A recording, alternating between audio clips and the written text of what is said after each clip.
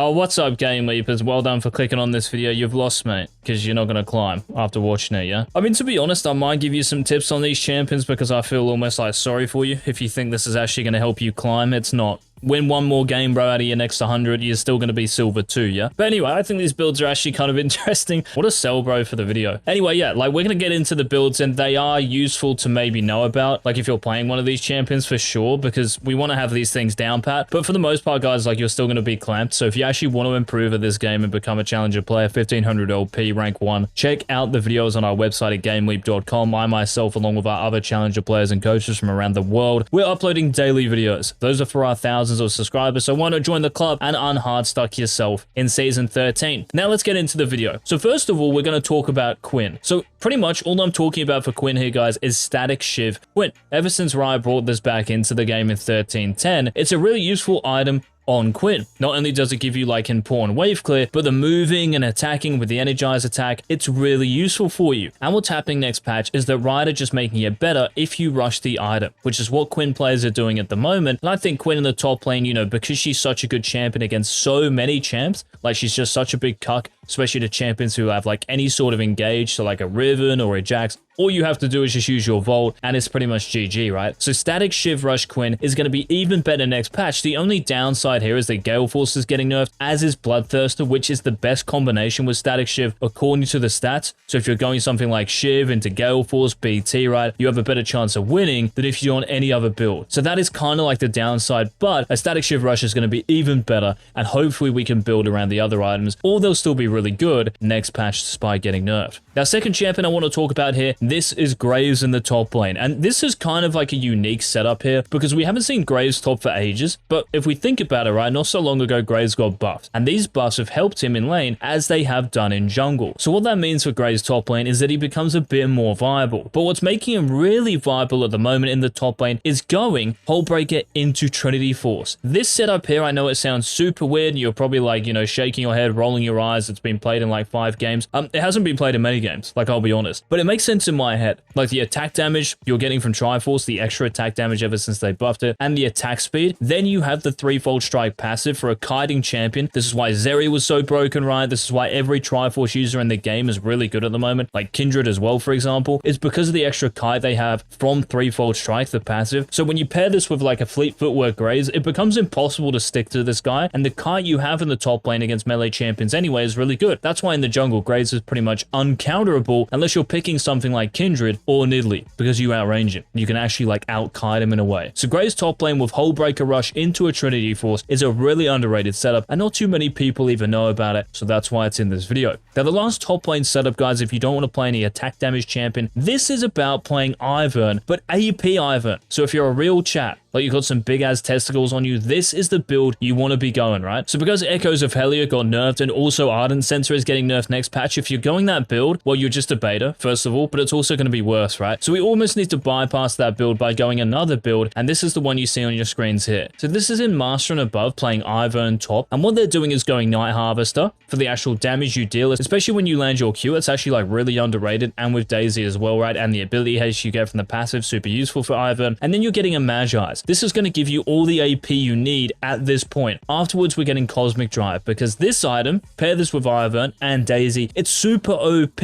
Not only is the movement speed amazing because you'll be dealing damage and throwing out abilities consistently, it's like you'll always have access to this, and it's just a really underrated setup. You can see in over 30 games to have a 73% win rate for Ivern top. Like, it sounds troll, so if it's going to have a 73% win rate, it must be kind of legit. Maybe I'd recommend here, guys, as well, picking Ivern top lane when you have a really like kind of aggressive jungler, I guess, like a Kindred or a Graves. It's amazing with these champions. If you pick this with maybe like a Zac or a Sejuani, you know, a bit more of a kind of more passive early game champion, you're not going to actually like reap the benefits these players in higher reloads are currently reaping. But yeah, anyway, those are the 3 top lane champions. Now heading into the jungle here, guys, we have only one champion, and this is probably like the most broken champion in the game at the moment with the actual build they're going. So this is quite simply Kindred with Trinity Force. Yes, it's been around since last patch, I understand that, but this video video, guys, won't be complete, like it's me talking about broken builds, it would not be complete without me putting this in here. If you look at Platinum Plus, if you look at Challenger, like Challenger at the moment, over a 55% win rate in over 7,000 matches, and Trinity Force, if you build this item, it's over like 60%, man. I cannot believe Triforce is not getting nerfed because it's just being abused at the moment for elo, so maybe that's the only thing you guys need to take away from this video. Build Trinity Force on any champion, seriously, it's that busted. So that's the only jungler you really need to think about in terms of builds. Rek'Sai might be broken, of course there are some others out there, but Kindred is the top tier champion with Triforce. Now moving into the mid lane here, we've got 4 champions to talk about, and I'm kind of excited about these because lots of them are kind of unknown, if you will. Now the first one here is Static Shiv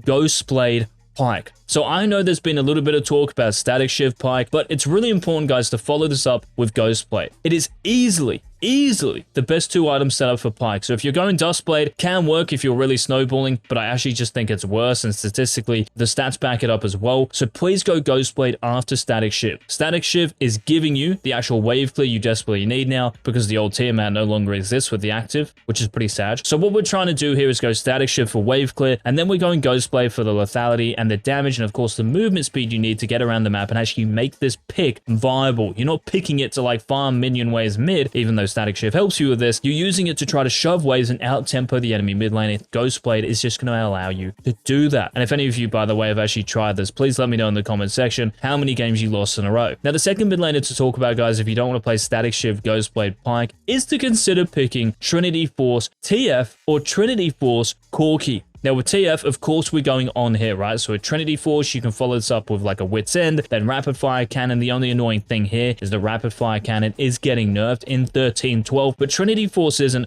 Wit's End isn't. That's really your core. You probably don't even have to go Rapid Fire. I mean, I think you should, because yeah, with TF's gold card, especially when you ult into someone, there's no chance they're going to escape. And with Trinity Force's on hit and damage, and then Wit's Ends as well, you will be one-shotting people while they're stunned. It's a really underrated setup. The only bad thing here is that your laning phase is AD/TF isn't that amazing because you're about auto attacks, and getting in range of someone as TF to auto attack them, like, it's difficult, right? Because you're such a fragile, squishy champion. So laning phase is going to be difficult. So what you're really playing for is just to get to Trinity Force without being 0-5. But once you do, you can actually take over a game, as well as a lot of champions on the Rift. Now, Trinity Force Corki is the other one we were talking about. So pretty much with this setup, all you're doing is just building Trinity Force with Mirror Mana and then Sorcerer's Shoes. You can see at the bottom of your screens that in Challenger Elo, when you get these 3 items, over a 66% win rate is really impressive. So 2/3 of your games you're going to win once you actually get to this spike. I know lots of people after this might be building like Ravenous Hydra, maybe Static Shiv is even good, but it's getting a little bit worse late game. So unless you're rushing Static Shiv, probably not going to be the best 4th item in the world, but you do have a bunch of options here, right? So Trinity Force, guys, like I mentioned for the other champions, because of the extra attack damage and attack speed, really good for Corki, and of course it has a Sheen in it, which is important for this champion as well. Yes, you are about abilities for the most part, but auto attacks are super important when you can actually dish them out as well. Now, the final mid laner here, guys, if you want to play an AP champion in the mid lane, I think this champion has kind of been like forgotten about because we're not really seeing him like in higher reloads that much. But when you pick Azir with a W max, so you're maxing your Arise, because remember, ever since they changed Azir not so long ago, Azir's auto attacking with his W has become the big DPS for him, no longer poking people with your Conquering Sands, your Q. So with a W max into Crown of the Shattered Queen, Sork Shoes, and then Nash's Tooth, that's your core.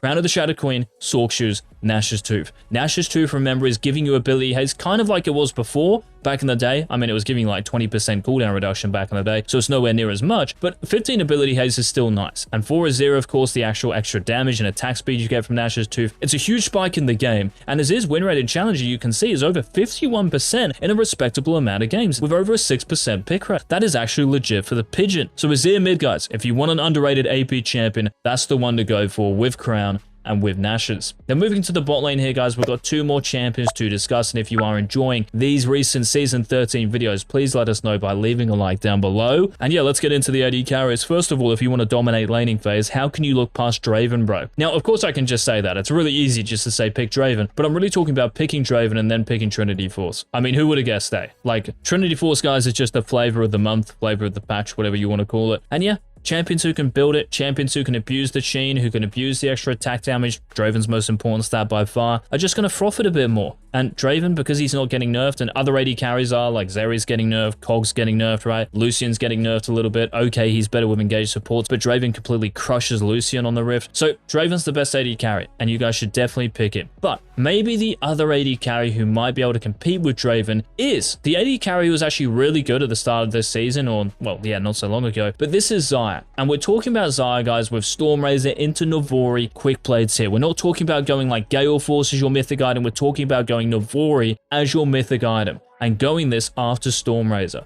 Because of the Stormrazor buffs, right? So it's giving you a nice juicy 50 attack damage and the Energize actual passive, so you're getting, you know, movement speed as you attack and stuff, and dealing more damage, of course. When you pair this with Navori Quick Blades, it's actually a really nice combination. Navori, the actual attack damage you get, it's a big spike. The ability haste, of course, and reducing your cooldown is really important for Xayah for getting out multiple Qs and then E's. And yes, Rapid Fire Cannon, if it is your third item, is getting nerfed. If BT is your third item, that's getting nerfed as well. So 13-12, your 3 item, I guess, spike, won't be as strong, but it's still going to be easily good enough because you have the crux of it with Stormrazor and then with Navori Quick Plates. Xayah is the final champion here, guys, to discuss as far as OP builds go for 13-12. If you guys think there is a more OP build than any of the ones we've mentioned, let us know in the comments section which champion and which item or items are going to be really busted in 13-12 if they aren't already. Thank you guys so much for watching. This has been Ings. I'll see you in tomorrow's Season 13 upload. Peace.